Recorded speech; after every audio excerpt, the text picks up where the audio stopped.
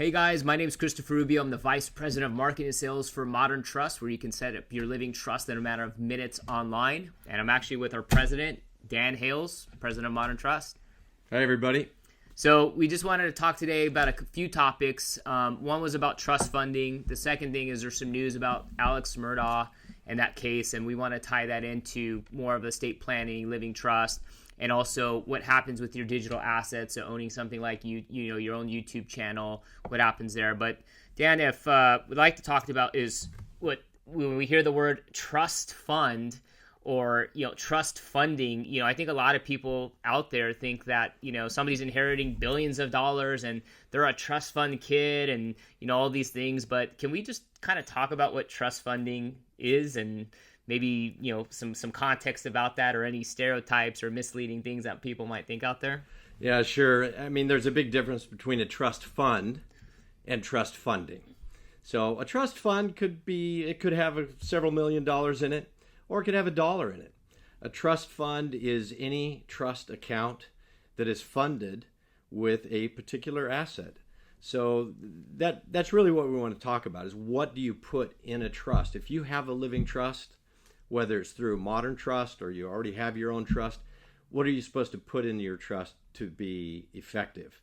And basically, the answer is you should put into your trust any asset that's probatable. That if you were not alive, and if it wasn't in a trust, would have to go through the public probate court before it gets to your beneficiaries. So maybe the easiest way to describe it is there are certain assets you don't have to put in your trust. So what are those? Because the answer is going to be everything but this finite set of assets. Everything else should go into the trust. So things you don't need to put into your trust are like an IRA account or a 401k or a 403b or a retirement account that already has a beneficiary on it. So when you have something like an IRA and there's already a beneficiary on it, a beneficiary designation trumps a trust or a will. So if your IRA already has a beneficiary on it, you don't need to put it into the living trust. Plus, IRAs are income tax deferred. And so you don't want to complicate the tax situation by putting a tax-deferred IRA in a trust. So IRAs would stay outside the trust in retirement plans. Life insurance is another one. Life insurance already has its own beneficiaries. And by the way, folks, you should make sure you have a primary beneficiary and a secondary beneficiary on your IRAs and retirement plans and life insurance. If the primary beneficiary is gone, you want to have a secondary beneficiary there. So anything with a beneficiary doesn't necessarily need to be inside the living trust. In many states, automobiles are exempt from probate, so they're not probatable assets. So you don't actually have to go down to the DMV and put your car into your living trust. That's exempt. Just about everything else, Chris, should go in your living trust, meaning primarily real estate. If you own a house, your house should be titled in the name of the living trust. And we talk about that a lot, don't we? Yep. Because there are a lot of homeowners out there that own a home and they don't have it on a living trust. So that house is going to go through probate. Right. So putting your real estate into the trust, and that would be like a primary residence. But what if you have a rental property or a building or a hotel that you own, and the real estate is owned by a corporation or a limited liability company? So now we still want to get that hotel or that rental property into the living trust so it won't go through probate. But if it's owned by an LLC or a corporation, then how do we do it? Well, we have to put the LLC into the trust. And when we put the LLC into the trust, that'll automatically drag whatever's in the LLC, like the house or the hotel or the rental property, into the trust. So real estate needs to go into the trust. I get the question a lot. Well, what kind of real estate? What if it's just vacant land? Well, land is real estate. Yep. In fact, farmland is often vacant, but it's productive of income and it's valuable. And so farmland, ranches, small unimproved vacant lots. You could have a vacant lot between two buildings. You want that lot to go into the trust. And we always advise our clients to make sure that they do this by proper grant deed. So there should actually be a grant deed or a warranty deed that transfer title from the individual's name into the trust, and that gets recorded. The deed gets sent back to the client, and it's that easy to put the property into the trust.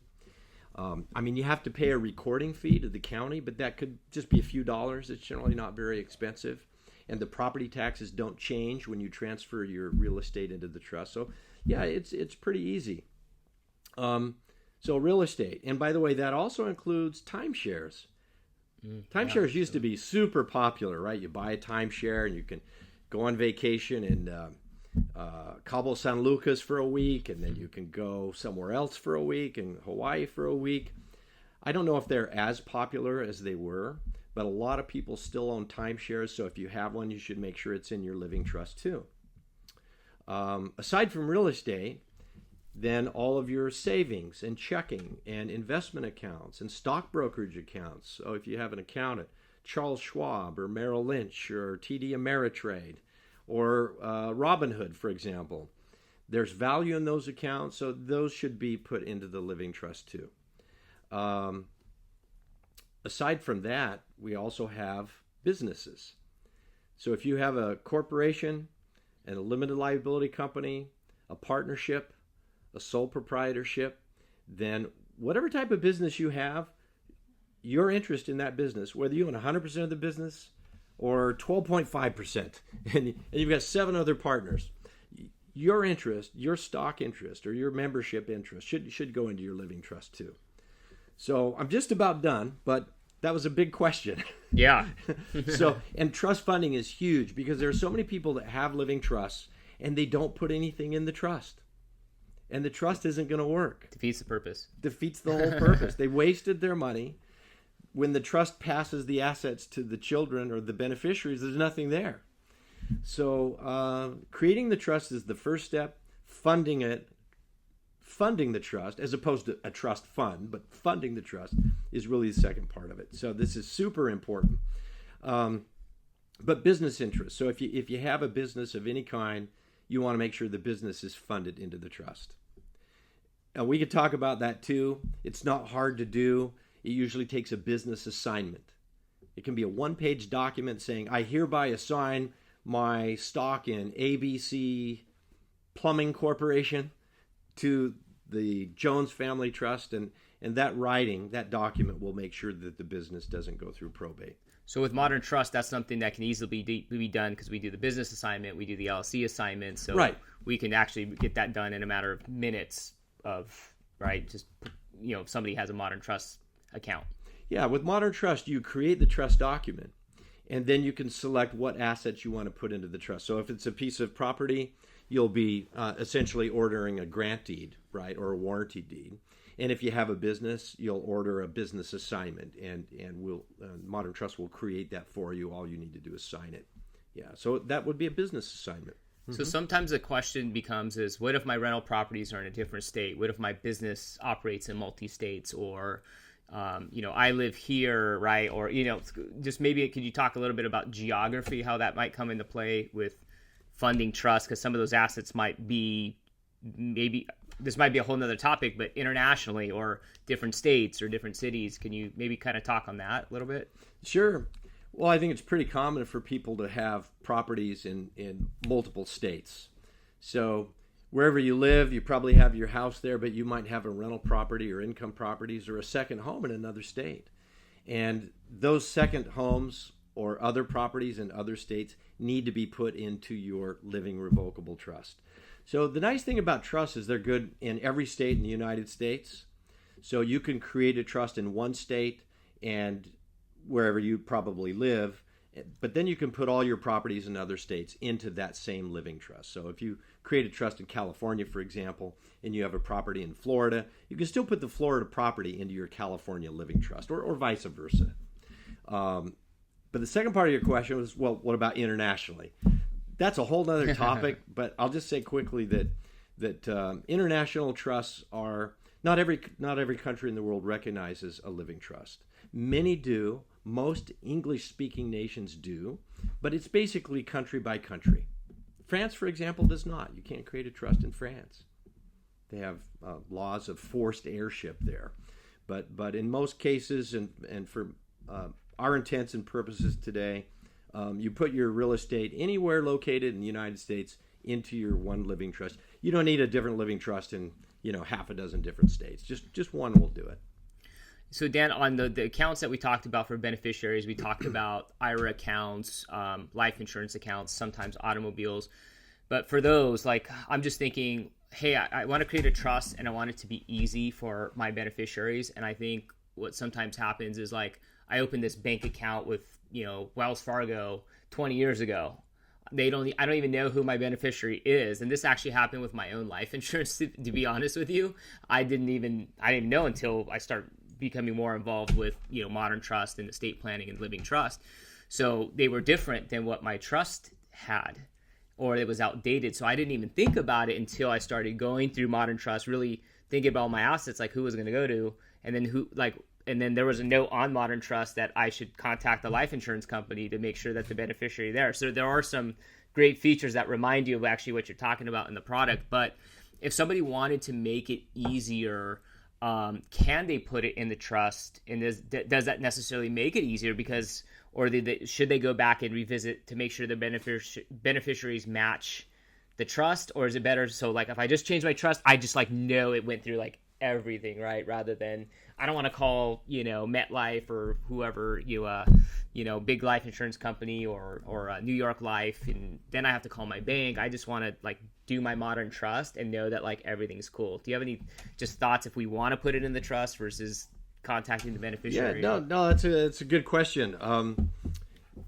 As I mentioned before, with life insurance, there's always a beneficiary involved. And life insurance company is going to pay to the named beneficiary whatever the death benefit is. So the nice thing about a living trust is there's no law that says you have to put everything in it. You might have your living trust going to these 3 people, but maybe you want your life insurance to go just to this one person. And that's okay. It's okay to mix it up a little bit. And if you have a life insurance policy that's outside the trust because you own it individually, and you wanted to go to somebody different than the beneficiaries on your living trust, then you can do that. That's okay.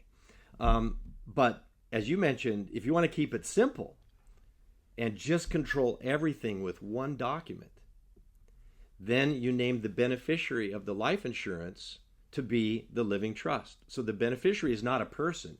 The beneficiary is your trust, okay, dated, whenever the date you created your trust.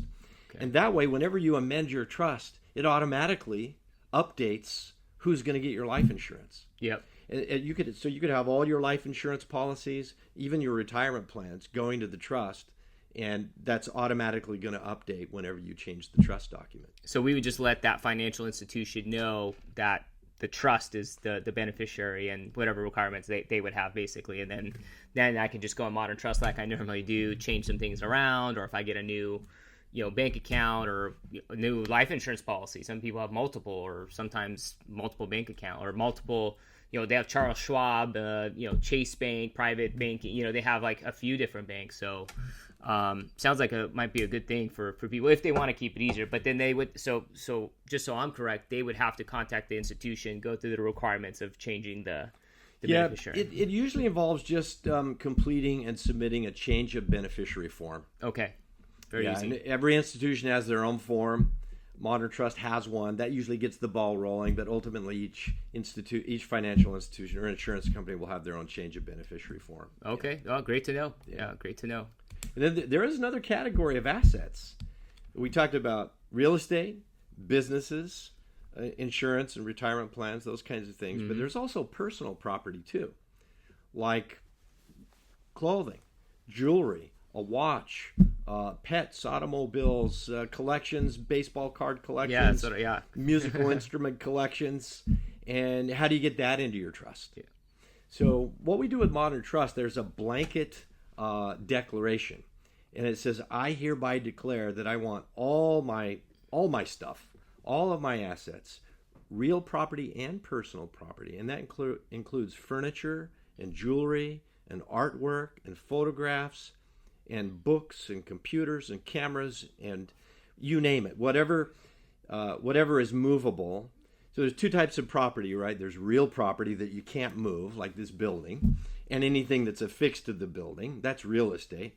And then everything that's movable or not real estate is considered personal property. So if it's anything you can move around or fit in your house, then it's personal property. There's also intellectual property, which is considered personal property if you own patents or trademarks or contractual rights or promissory notes.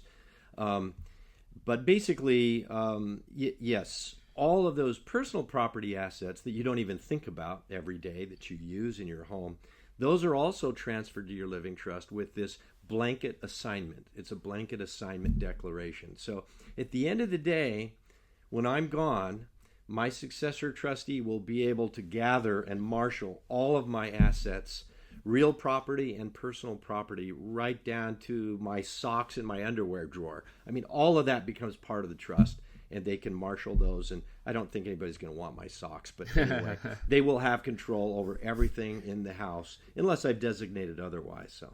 Right. So I know when I set up the Modern Trust, I have like this very expensive comic book collection when I collected as a kid. And so I wanted that to go to like a specific person rather than kind of this blanket statement. So maybe kind of just step back a little bit.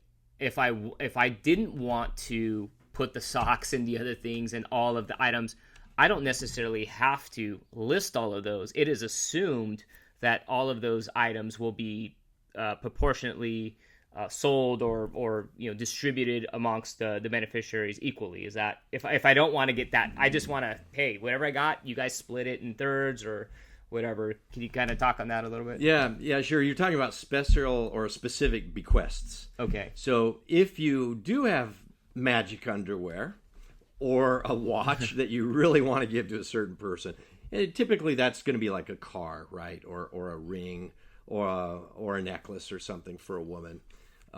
It's very common for a woman, for example, to leave her engagement and wedding ring to one of her daughters or maybe to a granddaughter. So that's a specific bequest, and it does need to be made in writing. And it's very easy to do those on Modern Trust. You designate the item and who it goes to. But those items aside, all the other stuff that nobody really wants, the trustee is going to gather it.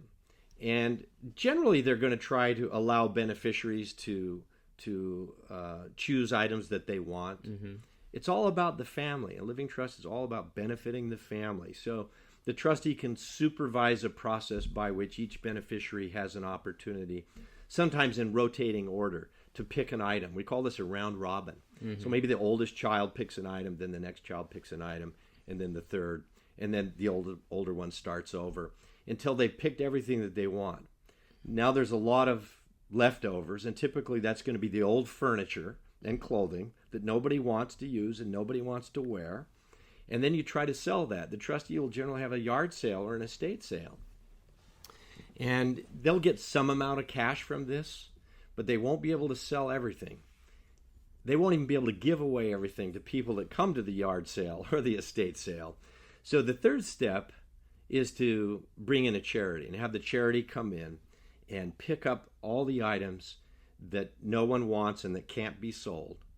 So step 3, we go to charity. And then step 4, as you can probably guess, if the charity doesn't want it, nobody else wants it, it's going to go into the trash or recycle bin or something. So that's how the personal property is handled. It is a blanket statement. You don't have to list all these items. It just says all my personal property is part of my trust. That makes it easy. Yeah, unless you designate a specific bequest. Like my comic book, the comic book collection. Okay. That you would list that out if you want that to go to your favorite nephew, for example, right? But everything else will just be lumped together, and it's pretty easy to do. So I find something interesting, and this happened more in our family probate, about like, what if everybody wants my grandfather's coin collection because they know it's worth a lot of money, and they're like, I want that. I'm now obviously like, we're not going to give anybody something of value, but that was something funny. It was like, oh, like I love grandpa's coins. It's like BS, but but because it was the most expensive thing, that's what somebody wanted. So we said like, no, we're going to sell that and distribute the proceeds kind of equally. But I guess when it comes to those situations when one kid wants something of more value and they're kind of duking it out, is any stories or just any thoughts as we're planning or kind of going through this in our modern trust? Lots of stories about coin collections, indeed. But ultimately, if there's a specific bequest, then the beneficiary that's named to get the coin collection Just goes. they get it. The trustee doesn't have a choice to change that. But if it's not designated and everybody's fighting over it, oftentimes the best thing for the trustee to do is just sell it and divide the proceeds from the sale. It is possible sometimes, though, if one beneficiary really wants that coin collection, you get the collection appraised, and then you allocate that collection with its full value to that beneficiary's share. Everybody else gets Apple or Tesla stock, and that beneficiary gets more of the coin collection and less of the securities. So the trustee has the power to distribute in cash or kind, and to slice and dice things or to sell things. And that's why you have a trustee. Generally, it's a family member who can kind of supervise that process, keep the peace so nobody strangles each other over grandpa's coin collection, because it can get kind of competitive. Yeah. Well, that was the first thing that came up, in our situation. So I'm sure that, a trustee or something, is going to be in those, moments where, what do I do? Right. So it's kind of interesting. I mean, for me, it was really easy just to sell it, but it's pretty interesting to know that you can kind of maneuver, right? Or kind of take it from here, take it from there, and trying to make the family happy at sometimes. But are there some cases in this where that can be contested because maybe they showed favoritism? Like I did give the coin collection to a certain beneficiary and there's no really sound reason, or I didn't change the, proportions. Is there any potential issues for like maybe showing bias or something like that, like a coin collection, if it's not in a special bequest? Trustee has to be fair and impartial.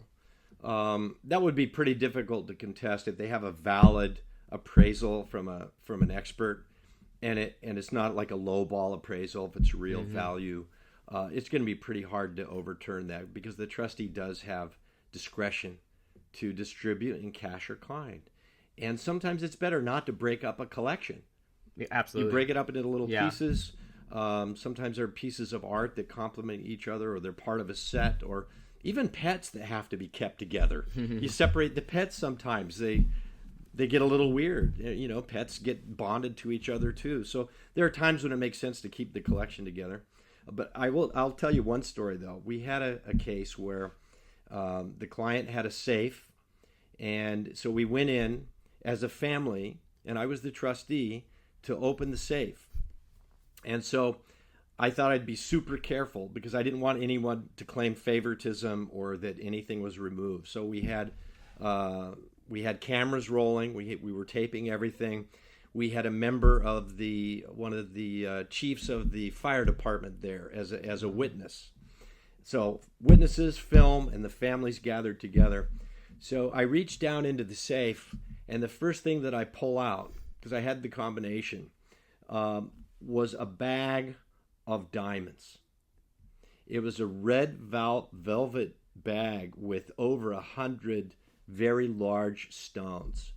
And I took these stones, and with the family around, we poured them out on the desk, and everybody's eyes got really big, because that would have been, it was a lot of money, right? And I can see everybody kind of counting the money, but I'm saying to myself, guys, hold off. Let's get these appraised first. We need a valuation on these. And you know what I was thinking? I was wondering if they were real or not. So we took them to a jeweler, and unfortunately, they were all, what's the fake diamond? Cubic zirconium. They're all cubic zirconiums. Very, very good ones, though. Yeah. They were very good ones. In fact, you couldn't tell. You could look at it with the lens. But when the professional looked at them, they were able to determine that actually there was zero value. So everybody got all excited for nothing, and it was easy to allocate those. Yeah. But, you have to get a valuation on what it is from a real professional. If there's a dispute as to the valuation, you get two appraisals, and you split the difference. You take the average value of the two appraisals. That makes it unfair. So I know we wanted to talk about digital assets, and that's one of those things that can go into the trust as well. What I'm seeing, big trend is, YouTube people have their own YouTube channel, they're getting money from that, or their TikToks, or their Facebooks, or even just their websites. Can we talk a little bit about digital assets and the trust? And I know that's a feature in modern trust, but can we kind of Sure. That? Well, the world's going digital. More and more assets are digital. More and more assets, more and more tangible assets can be owned digitally. And then more and more assets like NFTs, for example, are just purely digital property. So it's easy to put a piece of property like your house in your trust. You do it with a transfer deed, right? But I think it's equally important to make sure that any digital assets that the person owns, including cryptocurrency, including Facebook accounts, Instagram accounts, and that kind of thing, are also transferred into the living trust, so that the successor trustee has the ability to marshal those assets and pass them on. Otherwise, we all know what happens. They get locked up and shut down, and then they're generally turned off and forfeit. So, yeah, digital assets are getting more and more common. They're more and more widely held. Longer and longer passwords. Cryptocurrency, it's all about the credentials that you have, and if you lose your credentials, you don't have that value. You can't even get in there, right? There's like anti-hacking, or so hard to get into it. So it's important to not only title the ownership in the name of the trust, but to make sure those credentials are also stored, safely stored, and made available to the successor trustee. Otherwise, that digital asset could become worthless. Now, I was thinking about this the other day. There are some digital assets that I don't know how much value they'll have afterwards. Like, for example, OnlyFans. Mm-hmm. OnlyFans, I mean, some people are making some real mint on OnlyFans, aren't they? There was this attorney, Jasmine Jafar. I don't know if you've heard of her. She's an Iranian attorney, and very intelligent woman, and a very beautiful woman. She was working very hard in the law firm, eking out a living, working overtime, and then she happened to start an OnlyFans account. She very quickly realized she was earning much more money on OnlyFans than she was being a lawyer. Oh, wow. Yeah, I mean, lawyers don't make that much anyway, right? So that's a digital asset. Now, if she was gone, I don't know how much value her OnlyFans account would have. Probably not much. You're not going to be paying a subscription to, unless there's some live new information to see every day, right? But still, it's still a digital asset, because those are photographs and clips and videos of her. And that could become her legacy, even to her family. Yeah, well, and if she has maybe her old, feet pics there on OnlyFans or whatever floats your boat these days, she might be generating kind of like old TV shows, right? People are still watching those videos, so it's still just generating cash. I mean, who knows? Maybe royalties from it. So, well, when we create a trust for a person, or when a person goes onto modern trust, it's very important. If you have royalties, music royalties, film royalties, script royalties, and in Hollywood, we have a lot of clients that are in the entertainment business, and they do have royalties, even book royalties and that kind of thing. So that can all be put into modern trust, into your living trust. Right, it needs to be titled in the name of living trust. That's right. Yeah. Okay. So I know, like, the big trend too right now on the topic of OnlyFans. I would say what I see sometimes maybe happening with a generation a little younger than ourselves is they don't want to own real estate anymore. They want to work from Cancun, or that was very popular during COVID, or right, they were traveling in different parts of the world and working remote. I guess with that kind of trend happening, I know maybe some of these people might have different types of assets, like Gucci bags instead, right? They're spending the money here that they can take with them easily, or jewelry or something like that. But can we kind of maybe talk about that trend of like not owning property, and then maybe some other items that they're like more like nomadic assets, or they're just maybe have the timeshare for 2 months? Like, I don't know, but I think we kind of touched on it. But any thoughts you have kind of around the person that's not wanting to own real physical assets anymore? Well, there's always a younger generation, right? For the younger generation, it's pretty easy, I think, to forswear owning any real estate when you know you can go home to mom and dad's whenever you want. Why do I need to buy a house when I can always go home and crash? I can come back from the Bahamas or wherever I'm at with my podcast, and I can have a place to live. It'll be interesting though, but I think each generation ultimately will find, to some degree, they need a home, and whether that's an apartment or a condo or a townhome, it'll be interesting to see how that trend comes out. But and then when people raise families, you might be able to live a nomadic life when you're alone. But when you have a wife and kids and they need to go to school, what school are they going to go to? School of the Bahamas 1 month and School of Barbados the next? I don't know. At some point, I think those nomads get have fixed. to be grounded. Yeah, they have to be grounded in their life, and then they'll probably rethink home ownership. Mm-hmm. I do think that what you're mentioning is the assets a person accumulates as they're traveling, whether it's a Gucci bag or whatever it is, that's personal property, right? So the personal property should be put into the living trust, and then they can do a specific bequest. They can leave that Gucci bag to a certain person. Could be like their favorite one, most expensive one, and I want it to go to the museum of wherever. Right. They can do that. Yeah, they go into Modern Trust, do it on your phone even, make a specific bequest of who that bag goes to. Maybe leave that bag to your favorite friend that could never afford the Gucci bag that you bought. If it's real, assuming your Gucci bag is real, it might not be real. A lot of fake Gucci bags out there. But whatever it is, you can use Modern Trust to make a specific bequest. Yeah. Well, and it's kind of interesting on this topic is that maybe I don't have the home, or I don't have, even a car because I'm traveling in the Bahamas. But something is going to pass maybe from their parents or my parents or their grandparents to somebody, right? So I almost feel like, hey, even though this is the time period of my life, almost like general awareness, like, whoa, what's going to happen if something happens, right? Like you hear people movie stars just dying, right? Or, family members that just go in the hospital and like they're fine. They're like 30 years old and you're like, thought that would never happen, right? So try to stay out of the hospital. You go in for one thing and die of another while you're there. Yeah, so I was just thinking about maybe kind of the same crowd, and I don't know if it's an age thing. It could be any age, right, who they're traveling in their life, but maybe just your thoughts about the awareness that people should have from their extended ones. Like, I'm not in this situation where I have a ton of assets. I might just have a little bit, and I want to put that in a living trust, but maybe do you have any thoughts about the awareness that they can share with their grandparents or their aunts who may not have a living trust, and what's going to happen, right? All the craziness of not having one, right? Well, it's a sensitive topic.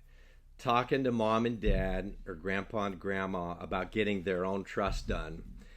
Most people are pretty sensitive about that because they don't want to look greedy. Right. Mom and dad, you need to get your trust done so I can inherit all your money. I mean, that's what they're afraid of. But the reality is a living trust is really a package of documents, right? And it includes an advanced healthcare directive.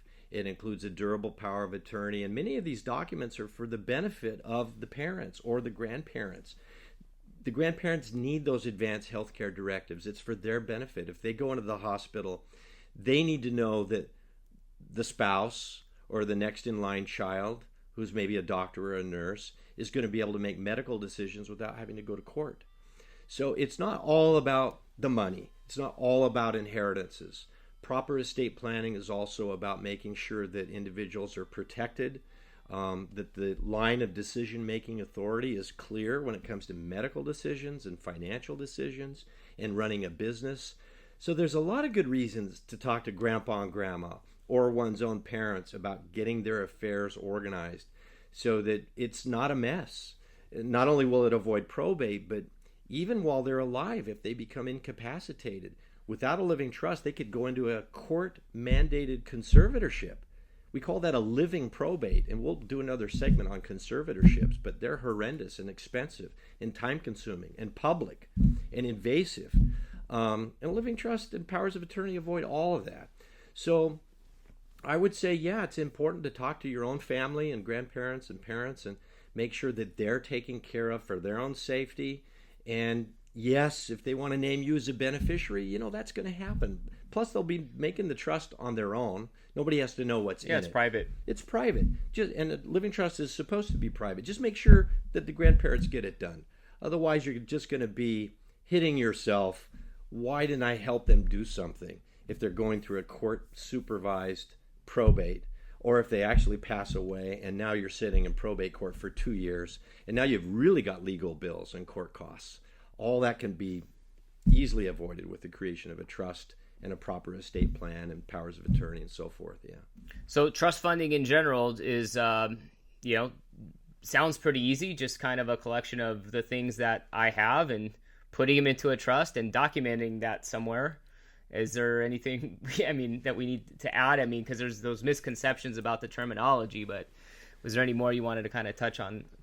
No, I don't think so. I think, like you said, it's pretty simple. Yeah. Fund your trust. If you have a trust, fund it. Make sure that any asset that would otherwise go through probate is transferred into the trust. And if you have questions, ask the questions and get some help. Awesome. So I just want to talk about some current events. Something happening in South Carolina. There's an attorney who killed his family and murdered his family. He just got acquitted to 2 life sentences without the possibility of parole. And you're kind of thinking a lawyer, killing his family. That's just kind of weird, right? And 2, let's just assume he has a living trust.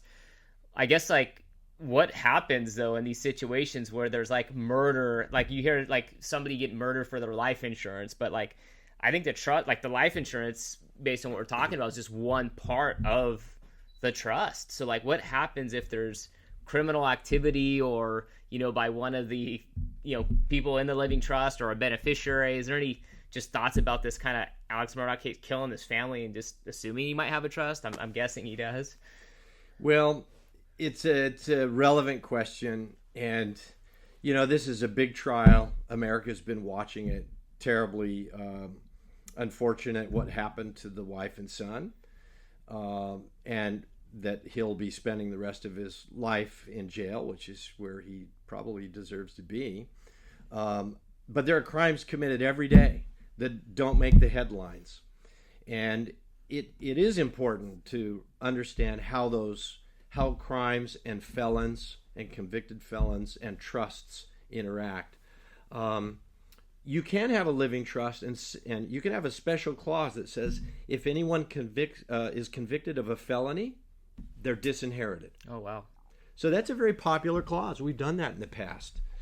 You can also have a drug clause, right? If anyone uses illicit drugs, then they're disinherited. Or maybe they're not disinherited. Maybe they just have to get rehab and get clean, and then they can get their money. So there's a way to address criminal activity in a well-drafted living trust. But with respect to Alex Murdaugh, most states have a law that says a murderer cannot inherit from his victim's estates. So let's say the wife, Mrs. Murdaugh, had X amount of money and property, which she no doubt does. They're a wealthy family, and maybe even life insurance. Because he's been convicted as being their killer, he cannot inherit from them. So their money, he did survive them, if he did, in fact, and the jury said he did kill them. So let's assume, let's agree with the jury for now, that he was the murderer. He cannot inherit from them, and their estate. I don't know what the son's estate, he was young, might have consisted of. Probably not much, but the wife had considerable assets, and they will bypass Alex Murdaugh, who is the convicted murderer and cannot inherit, and they will go to the rest of the family, or as per the terms of her trust or will, whatever was in effect. So, that's the main thing. A murderer may or may not get away with it. That's good. But if they are convicted, they cannot inherit anything from the estates of the victims that they killed. Now, is there does there have to be a court document? I guess what happens on the legal side? There does. Okay. There does. It's not just I know my uncle killed this guy, right, and so he shouldn't get anything, and I'm the trustee, and I believe that, so I'm not. No, you have to have an adjudicated verdict. You have to have a conviction, okay, before they're considered to have been a killer. Yeah. Yeah, because I think that's kind of a one that I hear all the time, especially as it relates to life insurance. But maybe what about like even fraud? So this is like it's not murder, right? And somebody just took advantage of something. And I know that's maybe I'll be in a can of worms, but maybe just in a nutshell that I'm stealing grandma's necklace that was passed down by Queen Elizabeth or something. Like what happens in these cases of fraud and all of that? Well, the first thing to do if fraud or theft ever occurs, the first thing to do is call the police, and you file a report, and you have an investigation start, and then if there's a prosecution, that person is going to get convicted and serve a sentence or pay a fine or whatever the judge determines. But there are many beneficiaries of trusts who have been convicted of fraud, and unless there's that special clause, they're going to get their money, unless they're in jail. So if a convict is incarcerated, they don't get their money until they get out. They can't really spend it anyway. I mean, right. they've already got the gym, and they got the 3 square meals a day. They can't go shopping. I don't think Amazon is delivering whatever you want to your cell, right? I think you can order like things now. Maybe you get like catalogs of things like you can order, like music, and it's changing as maybe digital music and some things like that, or maybe if you're the head mafiosa and you got some better furniture in your cell. But I think for the average incarcerated convict, generally they're not going to get their money from the trust until they're out of jail. So the trustee can distribute everybody else's money, and then they just hold the money for that person. And that's a pretty common occurrence.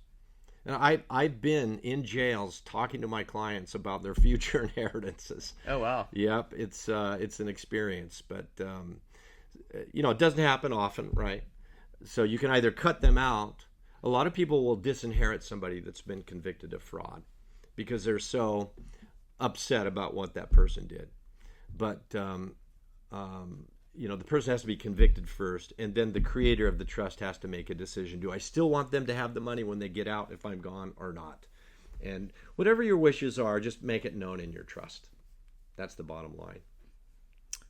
Awesome. Well, anything else, Dan, before we conclude? I think we touched on a lot of good key points and some relevant topics, trust funding and digital assets, and what happens if theft or fraud were to occur. But any kind of final thoughts? There's always going to be something new tomorrow, because all these areas are constantly evolving as the laws change and as the nature of assets change. So stay tuned. Yep. Well, check out our YouTube channel. We have a lot of cool topics that are coming up, and feel free to watch some of our past videos. And if you have any questions about setting up a living trust, you can contact us or just go to moderntrust.com. We'd love to help you there. Have a good one, guys.